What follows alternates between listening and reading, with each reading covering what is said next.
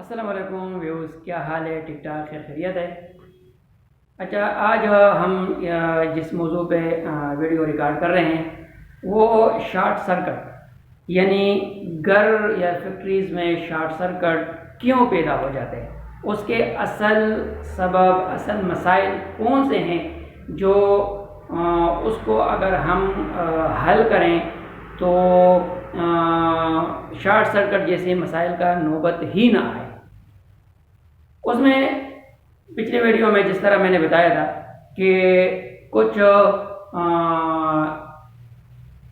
Wire کے joints, insulation tape اور پھر یقیناً جس طرح تصویر میں نظر آ رہے ہیں، جس طرح جوائنٹس پہ جو ٹیپ لگا دیا ہے تو یہ یقیناً کچھ عرصے بعد اوپن ہو جاتا ہے اور پھر اس قسم کے جو ہے نا آگ لگنے کی جو ہے نا اسپار کر کے آگ لگنے کی خطرہ پیدا ہو جاتا ہے، جس سے پورا گھر جو ہے شارٹ سرکٹ کے لپیٹ میں آ جاتا ہے۔ کٹنگ کا مسئلہ، اس طرح جو ہے نا یہ چیزیں ہم نے ڈسکس کی تھی، تو اس میں یقیناً شارٹ سرکٹ میں سب سے پہلے انسولیشن ہی ہے۔ اگر پراپر طریقے سے جوڑ نہ لگایا جائے اور اس کے اوپر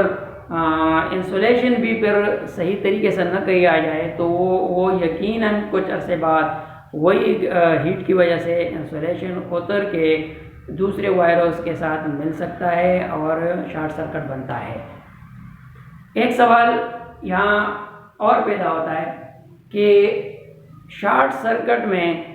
اکثر نیوٹرل کو کیوں آگ لگ جاتا ہے، یہ مین ایک سوال ہے۔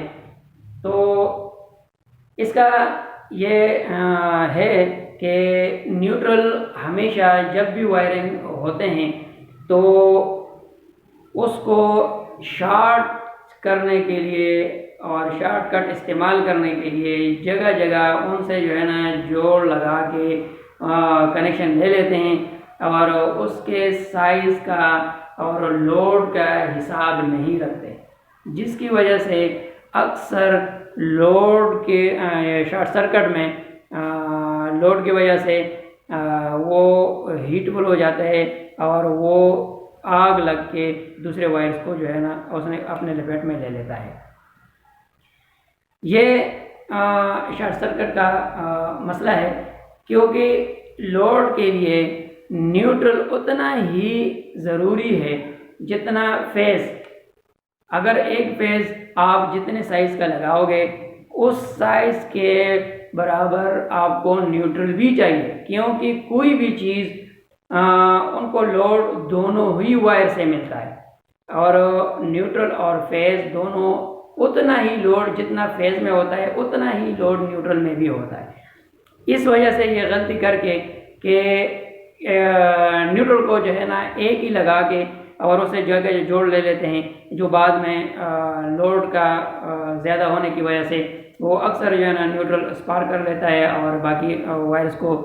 شارٹ سرکٹ بنا لیتے ہیں۔ اس کے علاوہ جب الیکٹریشین وائرنگ کرتے ہیں اس میں بھی ایک مسئلہ رکھتا ہے کہ وہ جب بھی بٹنز اور ساکٹس وغیرہ کے لیے، پینلز میں بریکرز کے لیے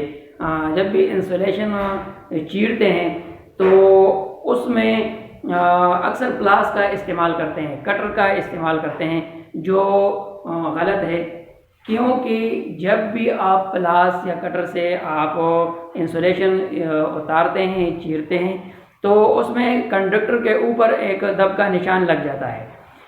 جس کی وجہ سے کچھ عرصے بعد آپ اگر اس کو جو ہے نا انسٹال کر بھی دے وقت تو اس ٹائم تو آپ کو کوئی پتہ نہیں ہوگا، لیکن کچھ عرصے بعد جب اس کو دوبارہ ریپیئر کے لیے کھولتے ہیں اور دوبارہ بند کرتے ہیں ساکٹس وغیرہ کو اور پینل میں بریکرز وغیرہ لگاتے ہیں، تو جس جگہ دب لگا ہوتا ہے اس جگہ پہ انسولیشن کے کنڈکٹر، جو وائر کے کنڈکٹر ہے وہ ٹوٹ جاتے ہیں، تو اسی سے بھی وائر کا تھکنیس جو ہے وہ کم رہ جاتا ہے اور آخر میں شارٹ سرکٹ کا باعث بنتا ہے۔